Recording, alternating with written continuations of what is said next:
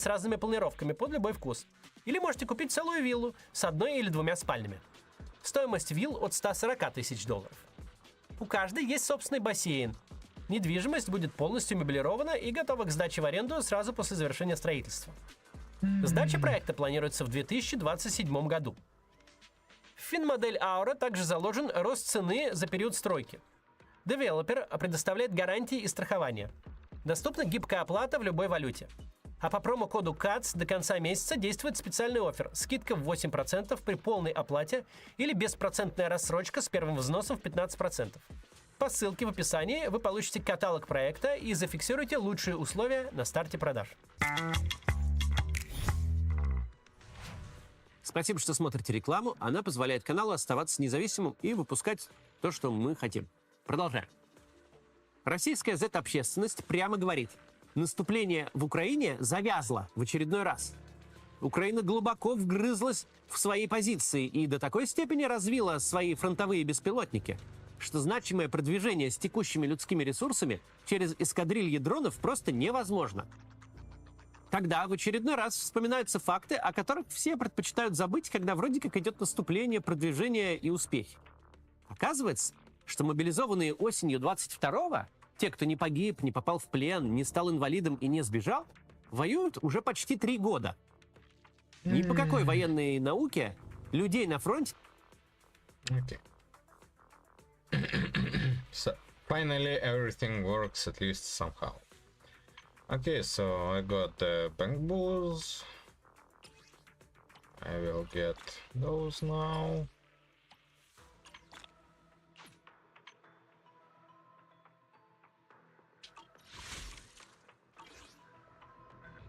And I guess it's time for me to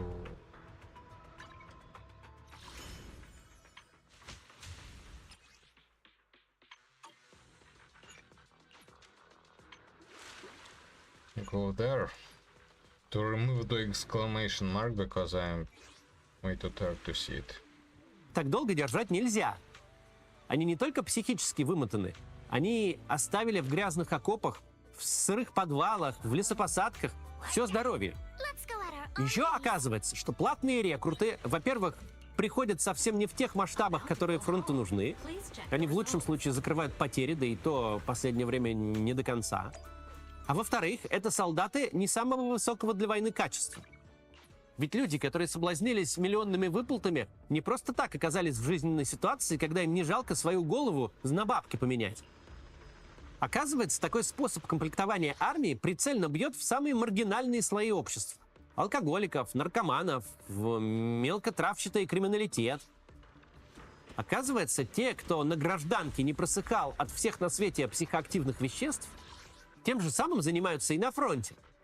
Более того, если человек 35 из своих 50 лет существовал между шконкой в колонии общего режима и подсобкой в общей базе, вливая в себя все, что горит, то список хронических заболеваний у него длиннее, чем перечень недвижимости Дмитрия Медведева. Когда сходит медийная пелена насчет того, что Путин снова всех переиграл, вдруг оказывается, что ничего не изменилось. Если посмотреть на карту, этого полугода будто и не было никогда. До границ Донецкой области по-прежнему как до Китая пешком. Процесс был очень бурным, но по итогу никакого результата нет. Зато проблемы никуда не делись. Встречи с Трампом, саммиты с Си Цзиньпинем – это все прекрасно и замечательно. Там можно производить впечатление. Это Путин хорошо умеет. И это очень радует старика. Он пребывает в перманентном восторге. Но ни один саммит не решает практическую проблему на Земле. Невозможно имеющимися силами добиться качественно иных результатов. Как ты зубы мировой общественности не заговаривай. При существующем порядке формирования армии, когда в ее ряды поштучно и задорого скупают маргиналов, война будет продолжаться неопределенное количество времени с тем же около нулевым результатом, а захват Киева и Одессы затянется на десятки лет. Именно на этой парадигме, неприятной для Путина, но близкой к реальности, и строится ожидание новой мобилизации. Потому что эффект от предыдущей давно нивелирован, а нового качества войны с прежним порядком пополнения армии достичь нельзя. Пока Z-каналы и многие другие спикеры питаются разного рода инсайдами по этому вопросу, давайте попробуем провести аргументы за и против того, что в обозримом будущем армию вновь решат принудительно пополнить на сотни тысяч человек. Посмотрим на публичные аргументы, которые может увидеть каждый.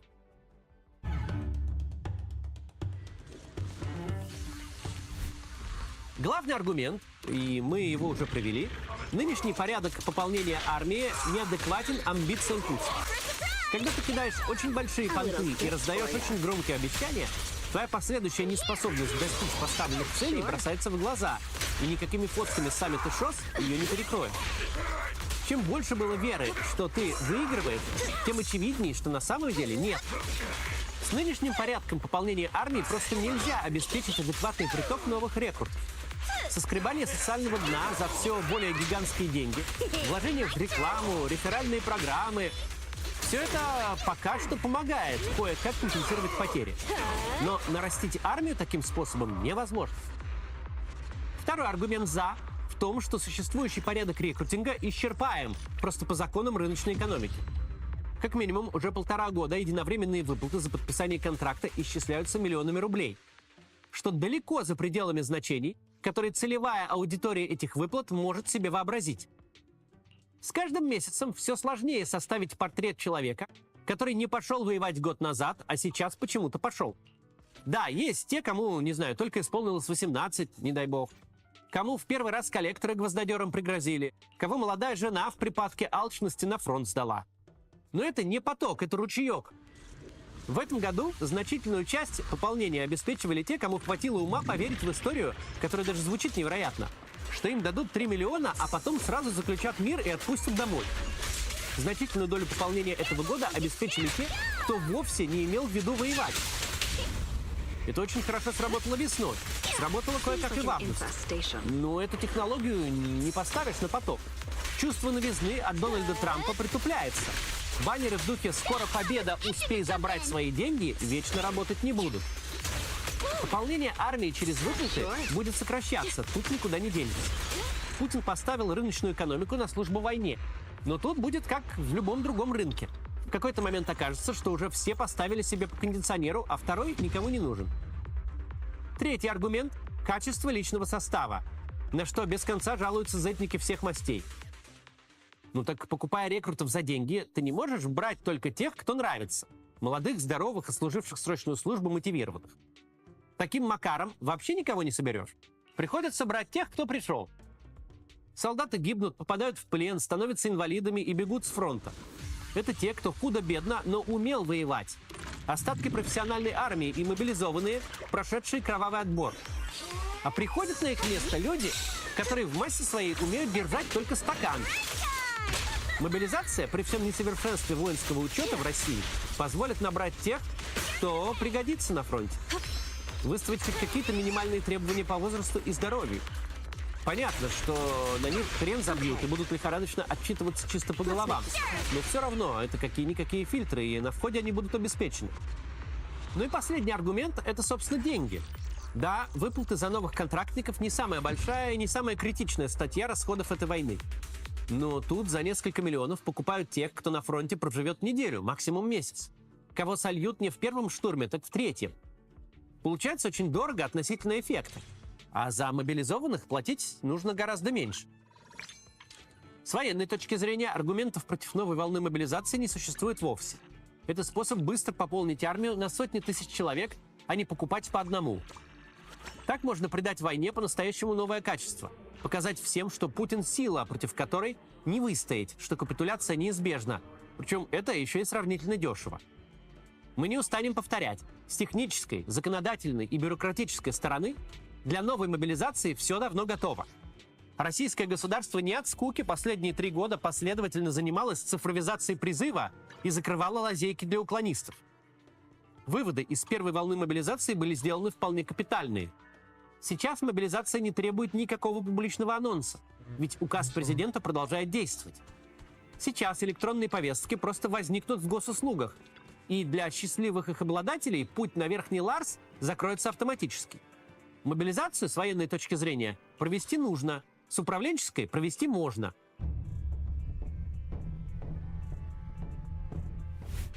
Аргументы против мобилизации, как всегда, политические. И это значимый фактор.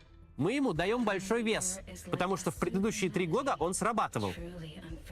Даже если вы не обратили на это внимание, но мы с вами вообще-то в предвыборном году находимся.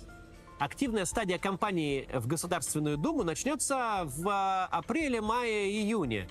То есть через 7-8 месяцев. Диктаторские режимы умело всем внушают иллюзию тотального контроля. Но в глубине души диктатор прекрасно знает. Достаточно лишь удачного тайминга, неожиданной комбинации событий. И вдруг окажется, что ты задолбал вообще всех. Задолбал своей войной, перманентной нестабильностью, ростом цен и налогов, отключением интернета, блокировками, рассуждениями на тему кому, когда и сколько рожать. Рассылка повесток в предвыборный период, новая мобилизационная паника, отличная почва, чтобы граждане вдруг во всеобщем порыве задались вопросом, что за нахрен вообще происходит? Куда это наше государство так хорошо залезло, что мы должны сейчас по углам шкериться? Хорошенькое дело. Пока у вас там праздник жизни, пока вы себе, своим детям, внукам, любовницам, детям любовниц и внукам любовников расписываете места в Госдуме с конской зарплатой, мы тут нашим мужьям и сыновьям рисуем первую группу инвалидности на бумаге, чтобы на фронте они настоящую не получили. Поэтому, если до конца года мобилизацию мы не увидим, дальше ее вероятность значимо снизится. Чтобы там не ныли зетники, как бы ни жаловались мобилизованные, какие бы соображения ни были у генералов, вопрос сохранения власти всегда будет в приоритете. Да, вопросов нет. Трампа впечатлить хочется. Получать удовольствие хочется. На всех ужас наводить, тем более Путину хочется. Но момент не самый подходящий. Мобилизация вызовет всеобщий ужас. А всеобщий ужас накануне федеральных выборов – плохая идея. Одно дело, когда у «Единой России» рейтинг 40%, в урнах лежит 55%, потому что ее противники голосовать не пошли, и надо дотянуть фальсификациями до 65%. И совсем другое дело, когда у «Единой России» рейтинг 5%. В урнах они и лежат, потому что все, кто против, прибежали голосовать. Ни один ее одномандатник округ не выиграл. Тут иди-ка нарисуй что-нибудь. Итог наших рассуждений тут довольно прост. Путину мобилизация нужна. К мобилизации все готово. А закон о круглогодичном призыве, который сейчас бодро проходит этапы принятия, сделает мобилизацию независимой от призывных периодов. В военкоматах весь год будет достаточно свободно. Мобилизацию даже объявлять не нужно. В момент появления повесток в телефонах граждан Путину просто привычно нужно уползти под корягу и не отсвечивать в телевизоре пару недель. И все. Но между таким мероприятием, как мобилизация, и таким, как выборы в Госдуму, необходимо оставлять значительный зазор. Просто для того, чтобы успел потухнуть разлитый по обществу ужас. Никакие потенциальные победы и продвижения не перекроют в глазах граждан эффект от новой охоты на людей. Если мы не увидим новую волну прямо в ближайшие пару месяцев, то, вероятнее всего, до будущей осени тоже не увидим. Сегодня на этом все. Только перед тем, как закончим. Мы тут выпустили первую серию из цикла о жизни в СССР времен застоя. Ну и потом дальше будет от Брежнева до Путина. Проект очень необычный для нас. Посмотрите, пожалуйста, по подсказке. До завтра.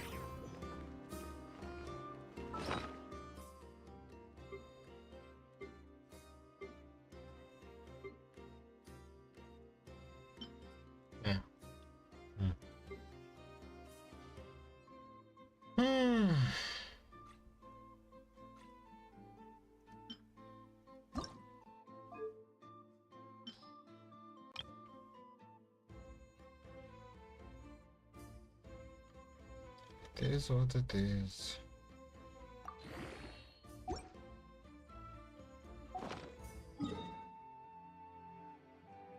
$95. Oh.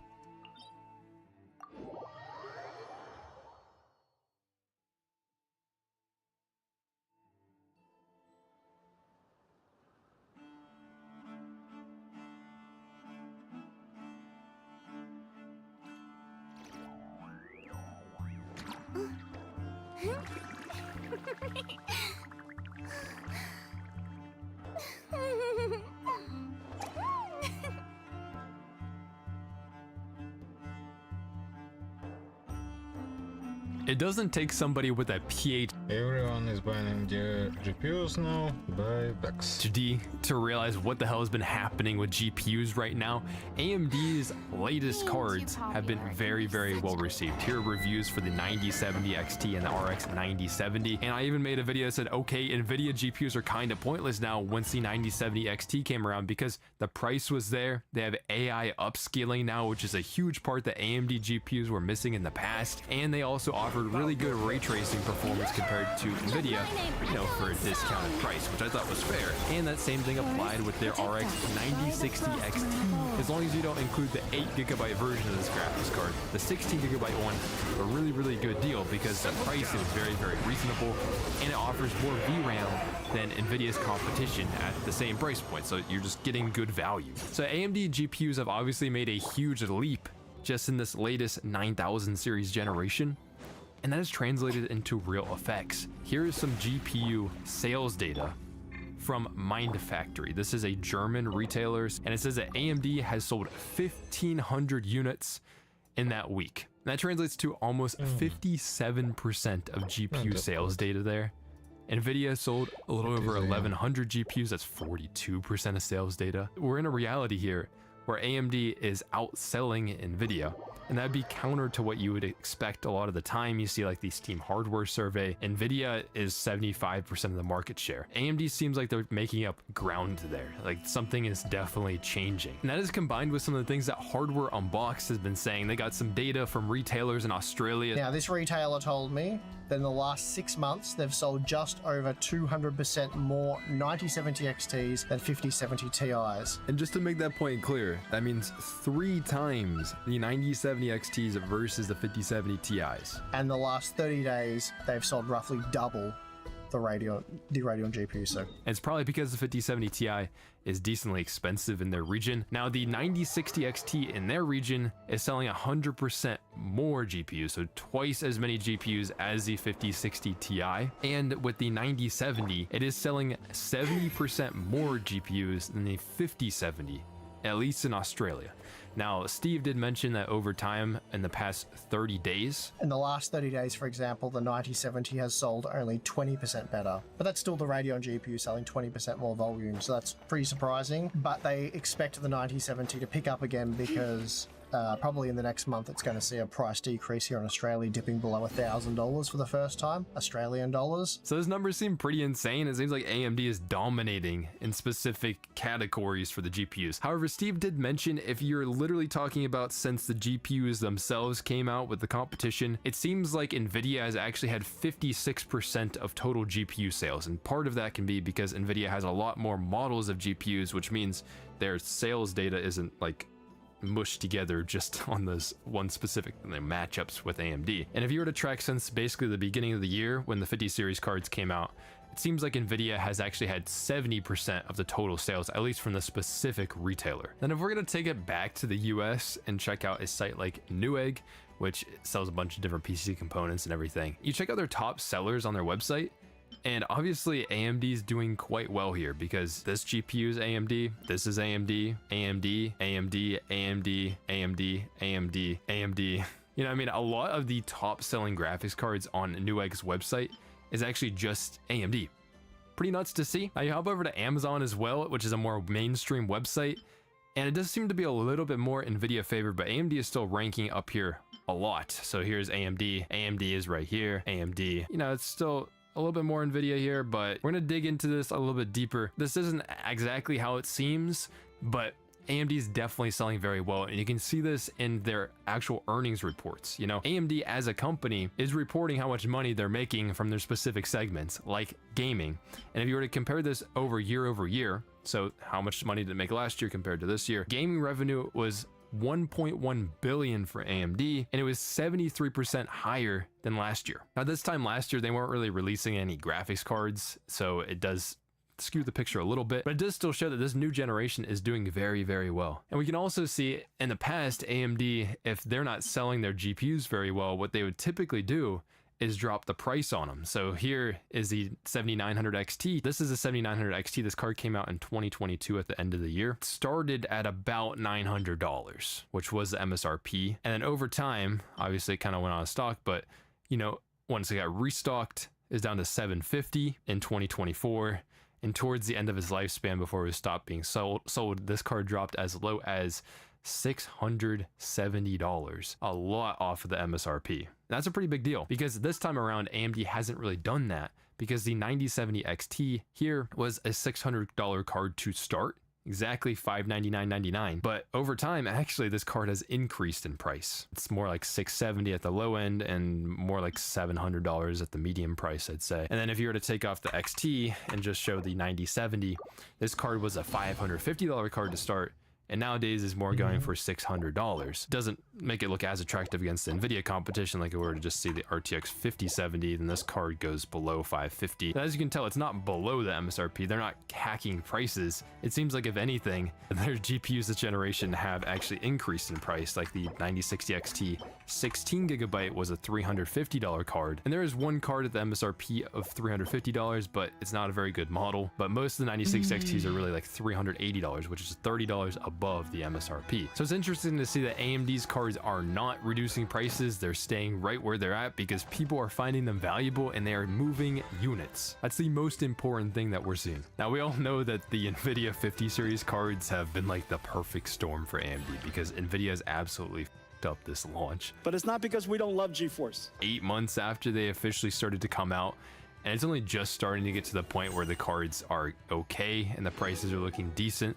And it's because, you know, when they launched, they didn't really have that much supply of it. And it led to things like this, like the RTX 50 series disaster from Gamers Nexus and this other guy, TMT. I still don't know what this channel is actually about. It's The Mysterious Tech. They genuinely just didn't make enough of them. And like the other things, like Gamers Nexus made a video about the paper launch. It's like the cards came out at the paper price, but then they didn't really, like, there wasn't that many available, and they did a little like investigation from Reddit. Micro Center, which is a retailer in the US, if you were to track their stores across the country, then very few of the launch GPUs at the end of January were actually there and available.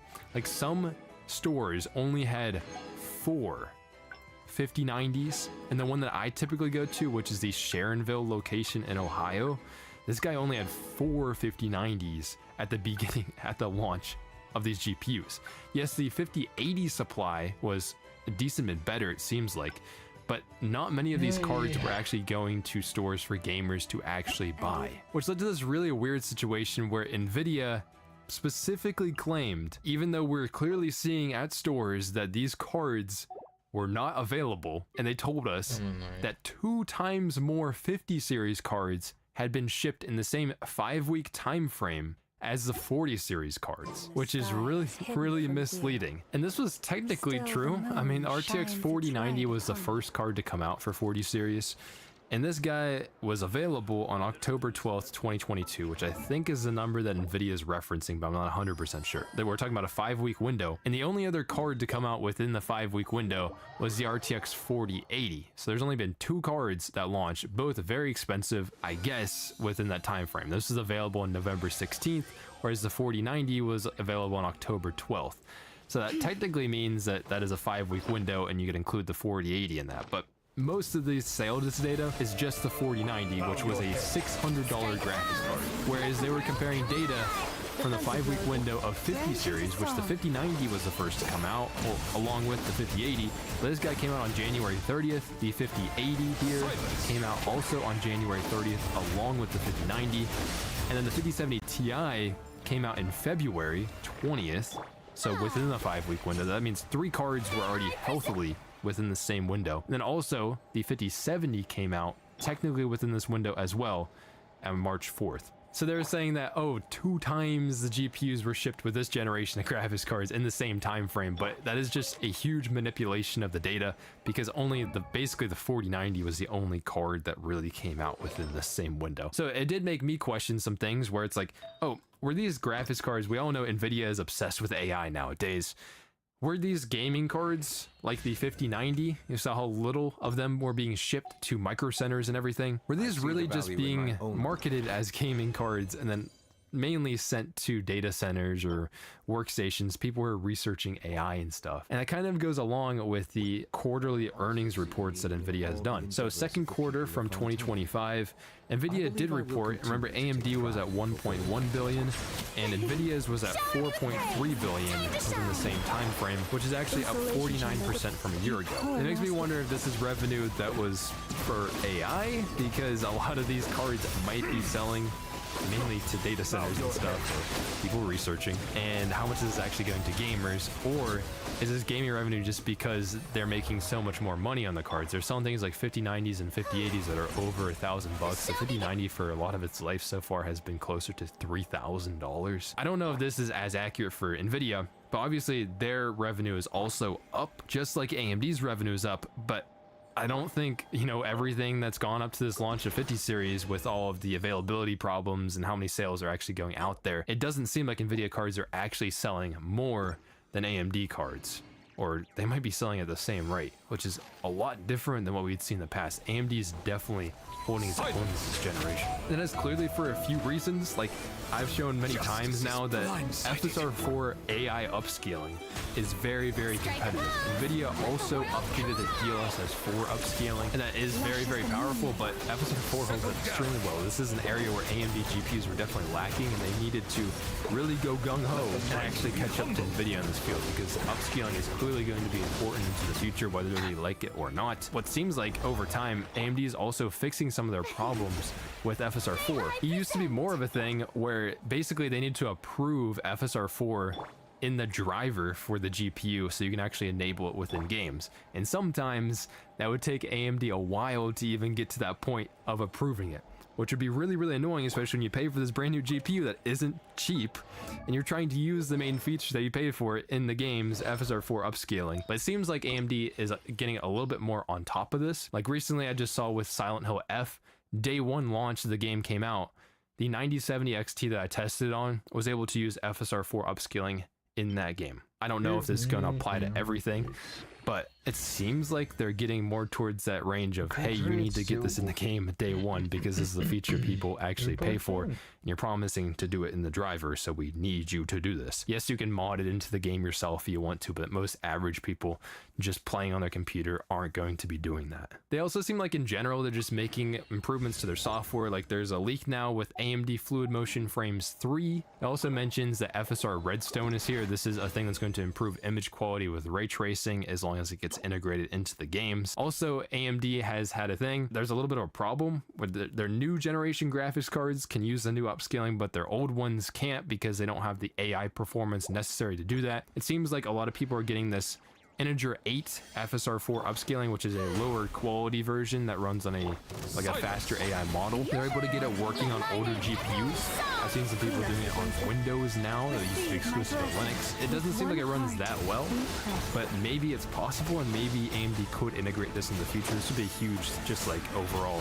PR win for AMD. Also, for like the developer side, AI for AMD has been a huge thing because they need to make money too. And obviously the graphics cards are clearly something they're trying to work to make them better AI graphics cards, which does kind of suck for gamers, not gonna lie. AMD has been working on their Rock M, which is kind of adapting CUDA, which is the main computing engine for AI and everything on NVIDIA graphics cards. And Rock M seems like it's basically translating CUDA, and it's getting more and more integrated into programs like PyTorch. 7000 series and 9000 series GPUs can now work in this natively, which is pretty freaking sick. So there's a lot of things that is leading to AMD really, really improving their generation of graphics cards, why people are willing to get AMD, and why they're selling so freaking well. To me, it makes a lot of freaking sense. Especially at the same time, the software is getting added, but then the prices on the cards are still better and more competitive and usually have more memory on them compared to their NVIDIA counterparts. But it does start to bring me back to some other stuff, because yes, we're seeing all this good sales data for AMD. It looks like they're very competitive.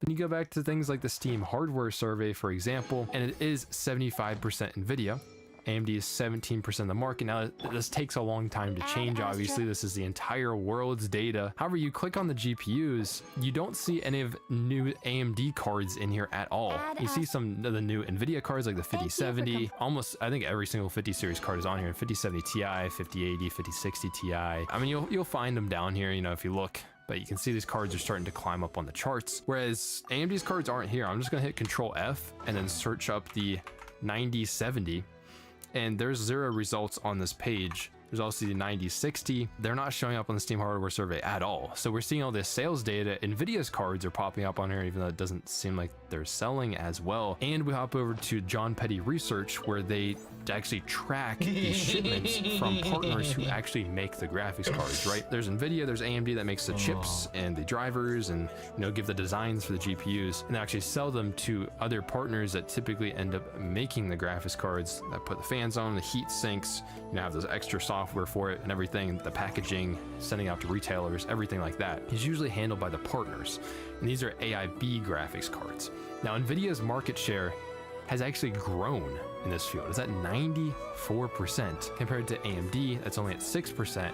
And now Intel isn't even showing up on these charts anymore. So this can mean some different things. Because yes, maybe in regions like the US, maybe in like Europe, say with Germany here, where AMD cards are selling very, very well. These are things, and also Hardware Unboxed mentions that the units are getting sold more and more in Australia. So maybe in like Western markets, these AMD cards are doing very well, but it's a completely different story when you talk about the entire global market. Whenever we've talked to AIBs at trade shows like Computex, they consistently tell us that specifically in Asian markets such as China and Korea, GeForce is by far the most dominant brand. And that's because of supply chain differences. How do they actually distribute all of the graphics cards to different regions? And AMD might not have better distribution there. Then this is only considering with just like normal average people buying this for gaming or personal use, or even if they're using personal AI use or something. When you consider some of these actual shipments, they're going out across the world. A lot of people are getting NVIDIA graphics cards for AI. So that means gaming will never see the light of day. So that's an interesting situation where, like, anecdotally, in the enthusiast market, people are buying single GPUs and putting it into their computers. It seems like AMD is doing very, very well because they're very, very competitive for what normal people want in their computers. However, you go across the world and things start to change a little bit. Some of that data that we're looking at before, actually with AMD, isn't as attractive as maybe you would have thought. I would take it with a grain of salt. So here is like Newegg, for example. Obviously, AMD is absolutely dominating a lot of the top cards. However, you actually break down the total.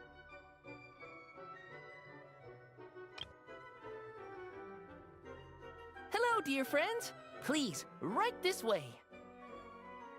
A certain astrologically adept friend of Madame Mage has prepared you a gift.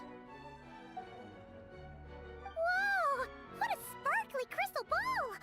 Looks expensive, too. How much do you think Margaret would pay for it? 10 million. No, 20 million, Mora! Sorry. Paimon was just messing around. Anyway, what's it for? In the words of Madame Mage's friend, where there are mages, one must surely have crystal balls worth the name. With its help, my dear guests will be able to set foot on a wonderful new stage.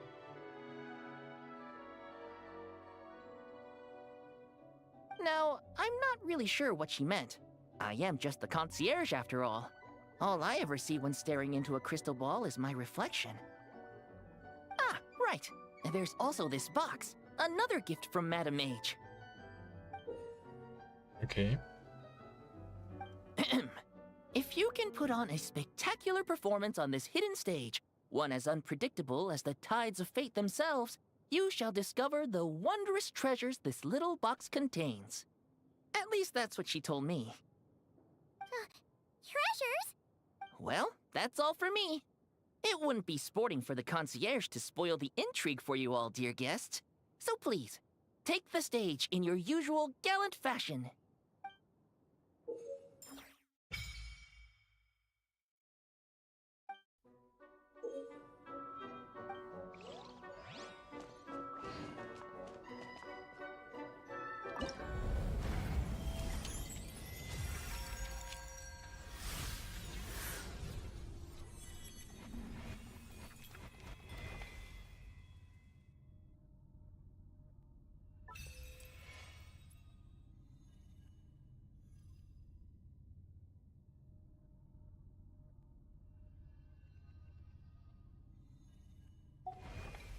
What does that even mean?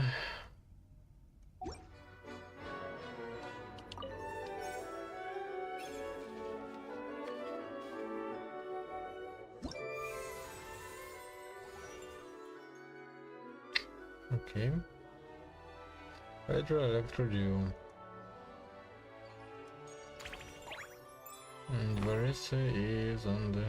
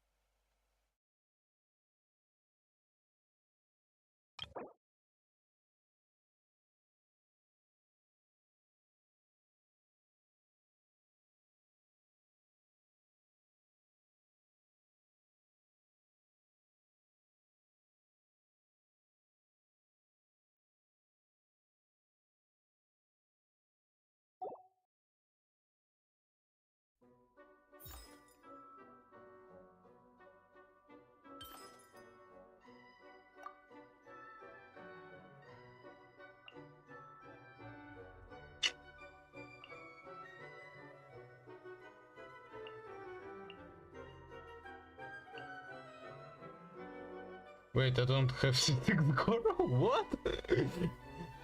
What? It's ridiculous.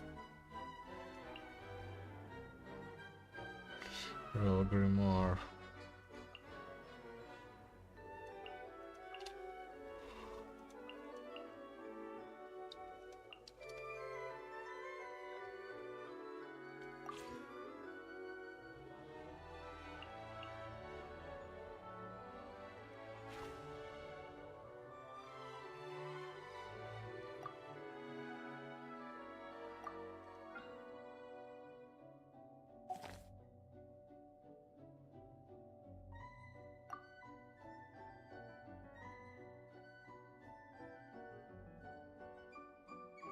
Oh.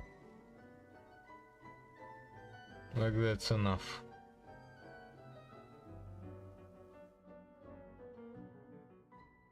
Like I can technically get any every one. But I want. Okay, so Baijo.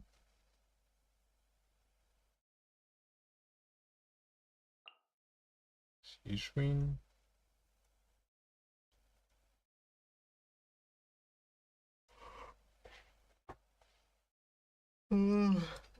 Okay.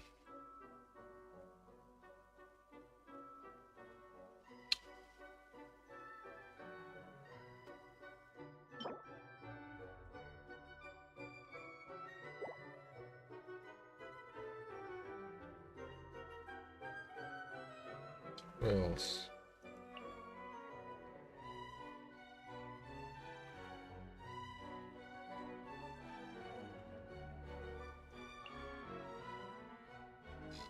Why do I'll use 2+2 sets?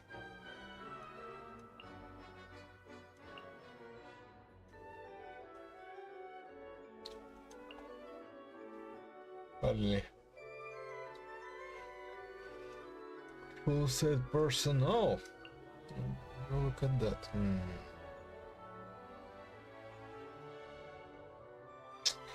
Aliens throated waters. I wonder if that's enough.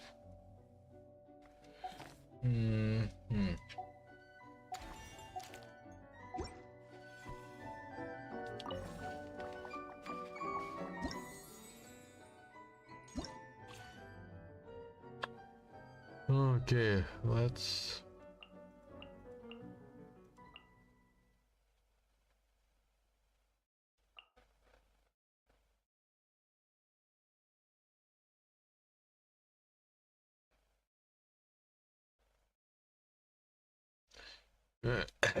She needs an appropriate set.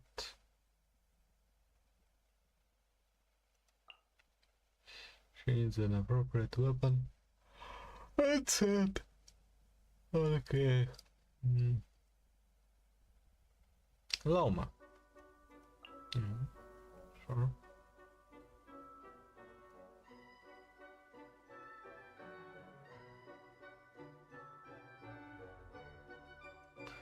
What are you doing here? I can understand the Electro and Hydra, but what are you doing here?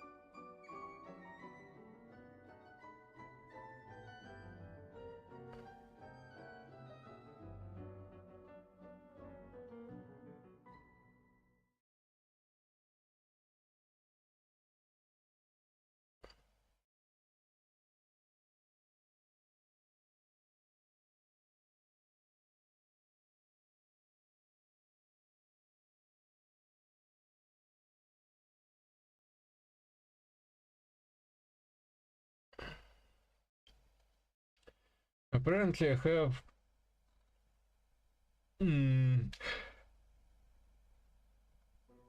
Well.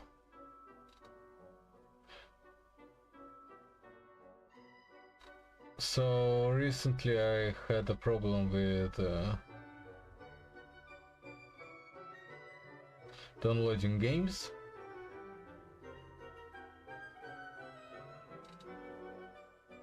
And looks like the game that I wanted to download, which is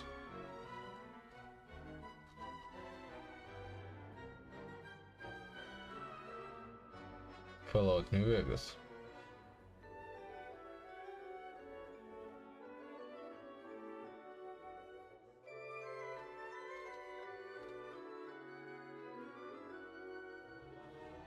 Looks like it is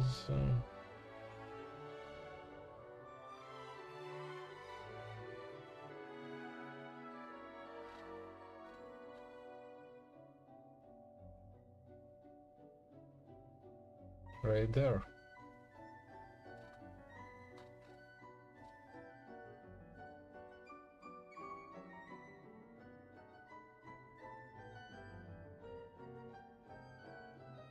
Now here's the problem I currently have.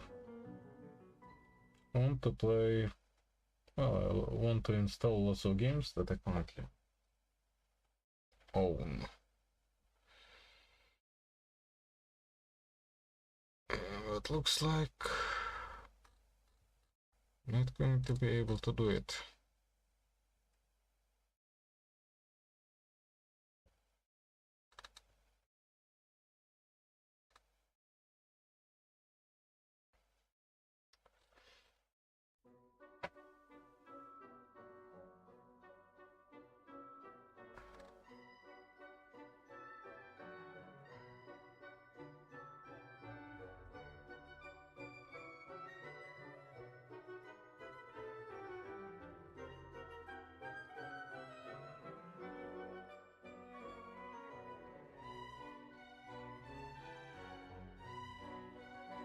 Hospital.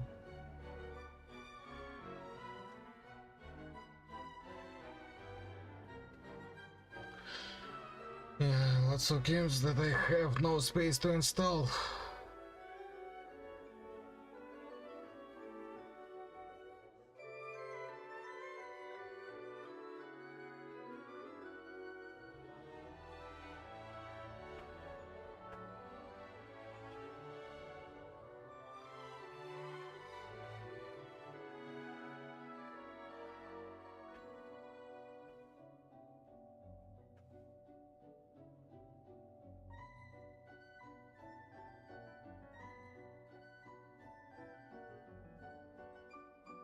I probably should delete Unbound, considering how unfortunate playing it is currently. Oh, did I save it? Did I save my current team? Support cast?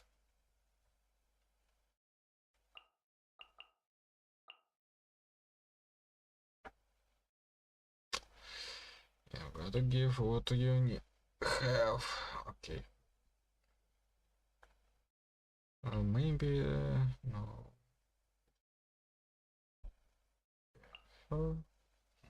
Maybe. Who else?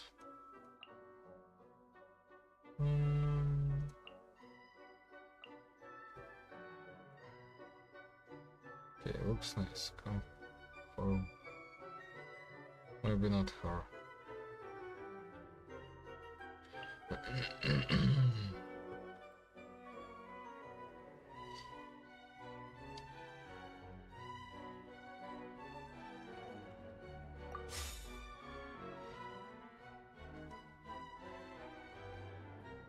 Or maybe like that. Because not many people actually use Joe characters. I feel like. Maybe I'm wrong.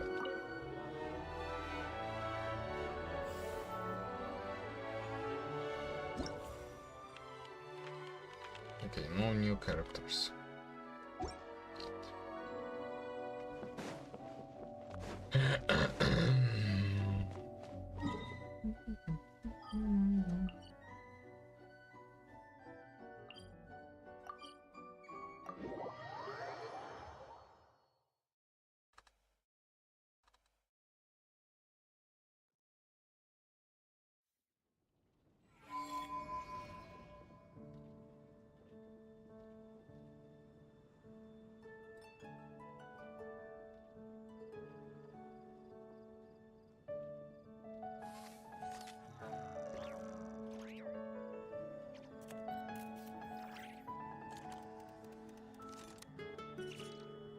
Did you hear what happened with the sky in The sky in Natland?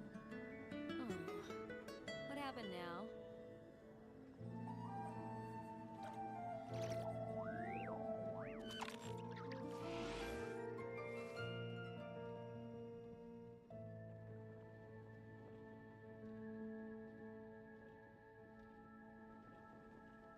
Did you hear what happened with the sky in Natlan? The sky in Natlan. Oh.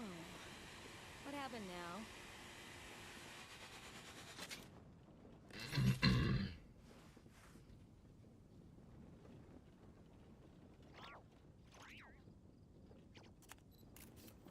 Did you hear what happened with the sky in Natlan?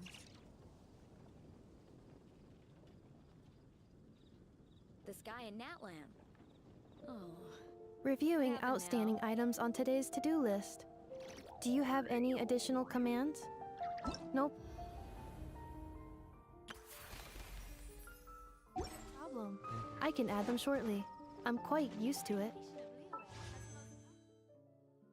Okay, so shop.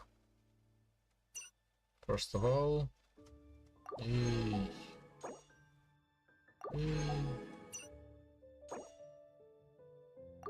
this, and I guess chill. 40 rolls.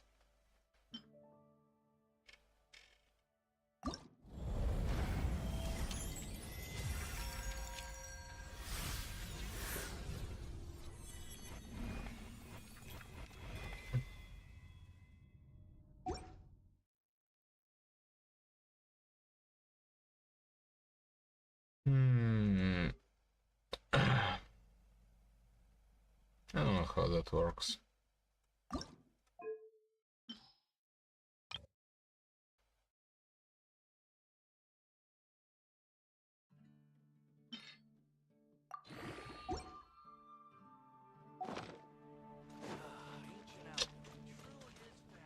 And let's roll the Aether. Follow Aoife.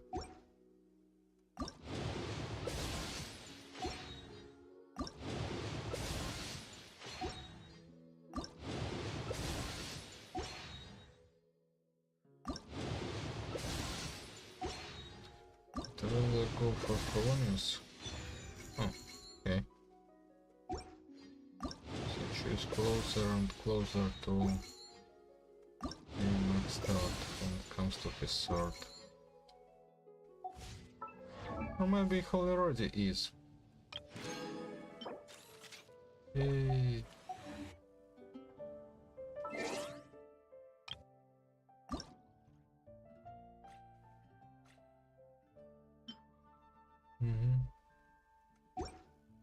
Unfortunately, Soyuz 1 is still the best. Background.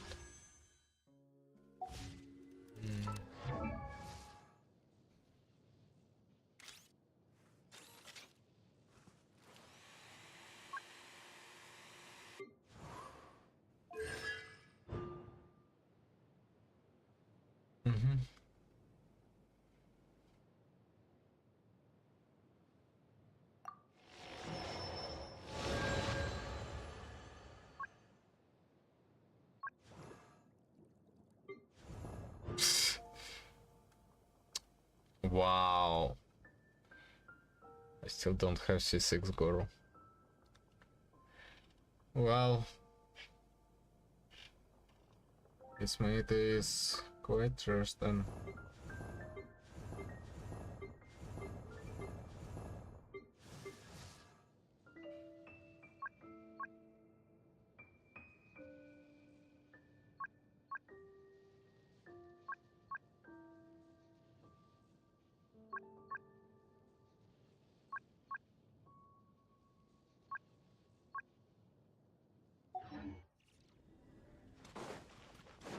C5 Goro. What a what a steal.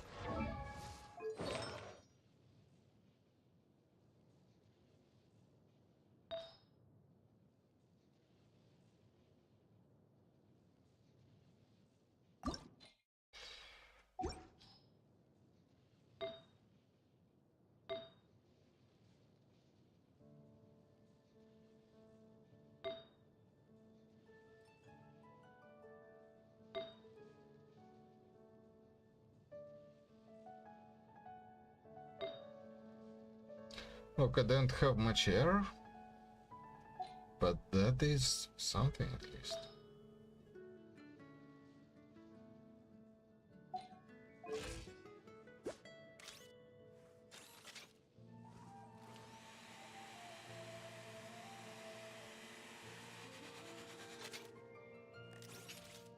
I feel like I should give her FAB.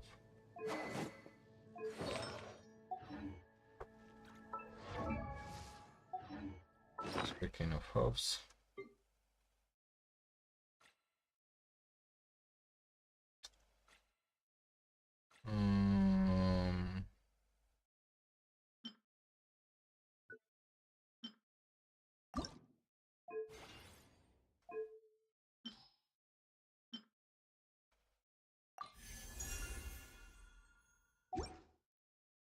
here we go.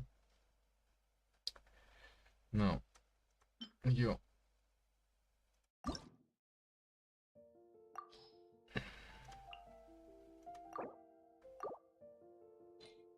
Here we go.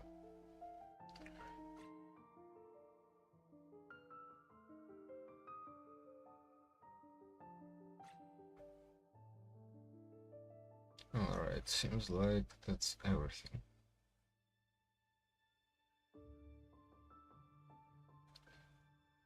Yeah, and I gotta go sleep. Probably. Right about now.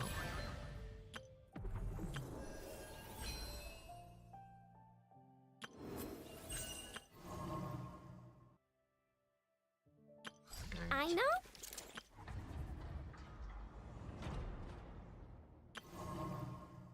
19 days. Oh. Sheesh. Feels really uncomfortable.